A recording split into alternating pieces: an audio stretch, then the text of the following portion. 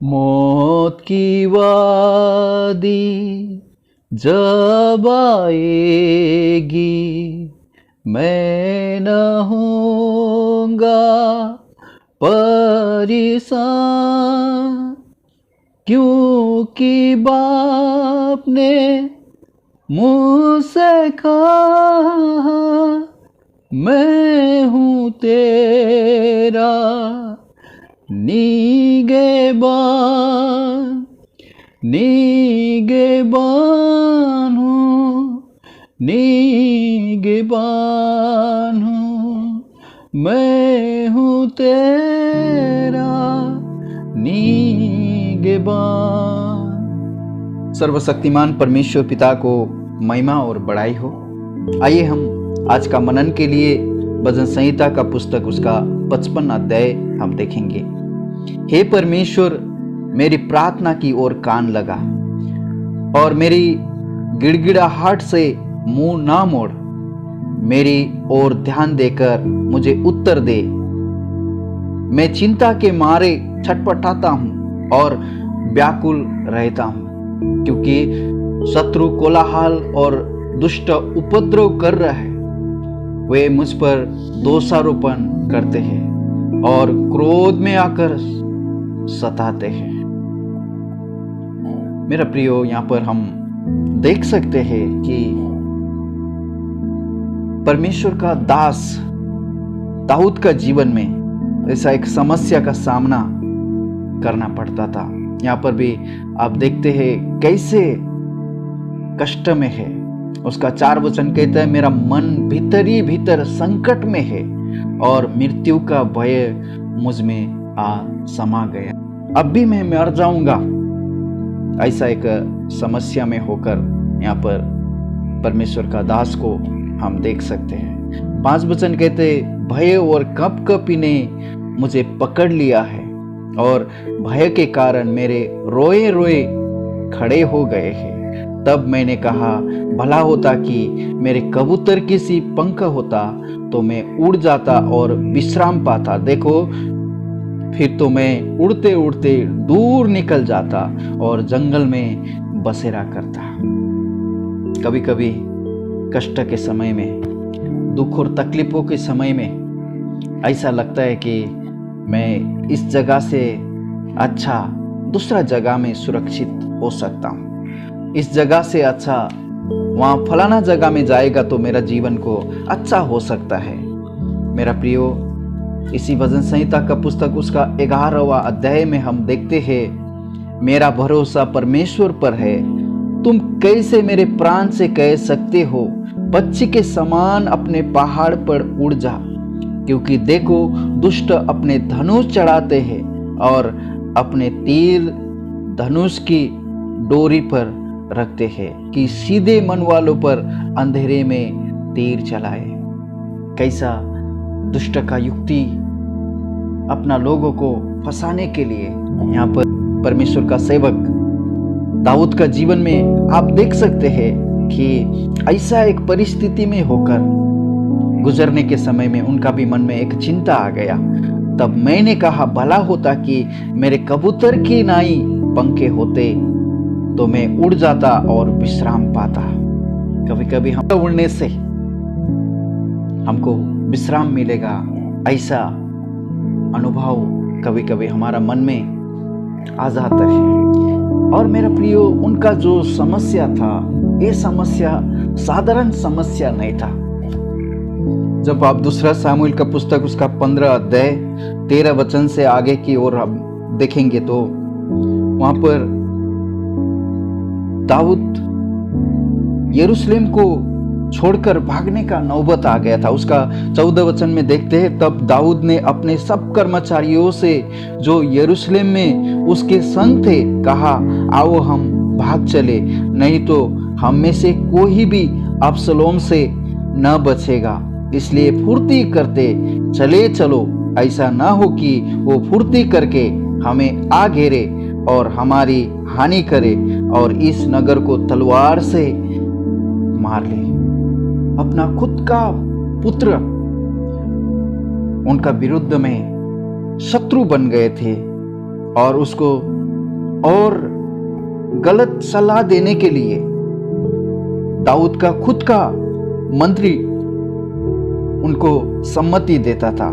इसी अध्याय का उसका 30 वचन में देखते, तब दाऊद जैतून के पहाड़ की चढ़ाई पर सिर ढाके नंगे पांव रोता हुआ चढ़ने लगा, और जितने लोग उसके संग थे वे भी सिर ढाके रोते हुए चढ़ गए। तब दाऊद को ये समाचार मिला, अबसलोम के संगी राजद्रोहियों के साथ अहीतोपेल है। दाऊद ने कहा, हे यहोवा, अहीतोपेल की सम्मति को मूर्खता बना दे। जब आप 55 अध्याय का 9 वचन में आप देखेंगे तो वहां पर प्रभु का वचन कहता है, हे प्रभु, उनका सत्यानाश कर और उनकी भाषा में गड़बड़ी डाल, क्योंकि मैंने नगर में उपद्रव और झगड़ा देखा है। रात दिन वे उसकी शहरपनाह पर चढ़कर चारों ओर घूमते और उसके भीतर दुष्टता और उत्पात होता है। उनका भाषा में गड़बड़ी डालने के लिए यहाँ पर दाऊद प्रार्थना करते। हमने 15 अध्याय 31 वचन में देखा, तब यहाँ पर दाऊद ने कहते हैं, हे यहोवा, अहीतोपेल की सम्मति को मूर्खता बना दे। उसका 32 अध्याय में जब दाऊद चोटी तक पहुंचा जहां परमेश्वर की आराधना की जाती थी, तब एरे की हुसै अंगरेखा फाड़े सिर पर मिट्टी डाले हुए उसे मिलने को आया। दाऊद ने उससे कहा, यदि तू मेरे संग आगे जाए तब तो मेरे लिए भार ठहरेगा, परंतु यदि तू नगर को लौटकर अबसलोम से कहने लगे, हे राजा, मैं तेरा कर्मचारी हूँगा, जैसे मैं बहुत दिन तक तेरा पिता का कर्मचारी रहा, वैसा ही अब तेरा रहूंगा, तो तू मेरे हित के लिए अहीतोपेल की सम्मति को निष्फल कर सकेगा। 16 अध्याय 23 वचन में देखेंगे तो उन दिनों में जो सम्मति अहीतोपेल देता था वो ऐसी होती थी कि मानो कोई परमेश्वर का वचन पूछ लेता हो। अहीतोपेल चाहे दाऊद को चाहे अबसलोम को जो सम्मति देता था वो ऐसे ही होती थी। इतना ज्ञानी, इतना विद्वान अहीतोपेल राजद्रोही में जब उतर लिया, तब अबसलोम को कैसे कैसे घिनौना सम्मति देते हैं। आप जब आप वचन में पढ़ेंगे तो आपको मालूम पड़ेगा मेरा प्रियो। परंतु 17 अध्याय का 5 वचन से लेकर आगे हुसै का सलाह के लिए उनको अवसर मिलते हैं। तब 14 वचन में जाकर हम देखते, तब अबसलोम और सब इस्राएली पुरुषों ने कहा, एरे की हुसै की सम्मति अहीतोपेल की सम्मति से उत्तम है। यहोवा ने तो अहीतोपेल की अच्छी सम्मति को निष्फल करने की ठान ली थी कि वो अबसलोम ही पर विपत्ति डाले। मेरा प्रियो, ऐसा एक समय में, कठिन समय में अच्छा सम्मति देने वाला, क्योंकि जब हम नीति वचन का पुस्तक उसका 15 अध्याय 22वें वचन में देखते हैं, बिना सम्मति की कल्पना निष्फल हुआ करती है, परंतु बहुत से मंत्रियों की सम्मति से बात ठहरती है। 20 का 18 वचन में जब हम देखते हैं, प्रभु का वचन यहाँ पर इस तरह से कहते हैं, सब कल्पनाएं सम्मति से स्थिर होती है और युक्ति के साथ युद्ध करना चाहिए। ऐसा सम्मति लेने वाले थे। इवन हमने देखा वहां पर अहीतोपेल का सम्मति परमेश्वर का सेवक दाऊद भी लेते थे और उनका बेटा अबसलोम भी लेते थे। दोनों के लिए वो सम्मति ईश्वर का सलाह के समान वो लोग मानते थे। ऐसा सलाह अबसलोम को देकर उन्होंने केवल राजद्रोही नहीं परंतु स्वर्गीय का परमेश्वर के विरुद्ध में भी उन्होंने पाप किया हुआ, उस पापों को हम देखते हैं। मेरा प्रियो, ऐसा संकट के समय में भी परमेश्वर का सेवक प्रभु पर भरोसा रखते हैं। उसका 16 वचन में, परंतु मैं तो परमेश्वर को पुकारूंगा और यहोवा मुझे बचा लेगा। सांझ को, भोर को, दोपहर को, तीनों पहर मैं दुहाई दूंगा और करहाता रहूंगा, और वो मेरा शब्द सुन लेगा। ऐसा एक परिस्थिति में, ऐसा एक कठिन समय में परमेश्वर का दास प्रभु पर भरोसा रखने का बात यहाँ पर करते हैं और उसका 22 वचन में बाकी लोगों को यहाँ पर सलाह देते हैं, अपना बोझ यहोवा पर डाल दे, वो तुझे संभाल लेगा, वो धर्मी को कभी टलने न देगा। परंतु हे यहोवा परमेश्वर, तू उन लोगों को विनाश के गड्ढे में गिरा देगा। हत्यारों और छली मनुष्य अपनी आधी आयु तक जीवित न रहेंगे, परंतु मैं तुझ पर भरोसा रखे रखूंगा। परम प्रभु इन वचनों के द्वारा आप सबको आशीष और अनुग्रह करे। आइए हम धन्यवाद करते हैं। पिताजी, हम आपको धन्यवाद करते, स्तुति करते हैं प्रभु, आपका वचन के लिए हम आपको धन्यवाद करते हैं प्रभु।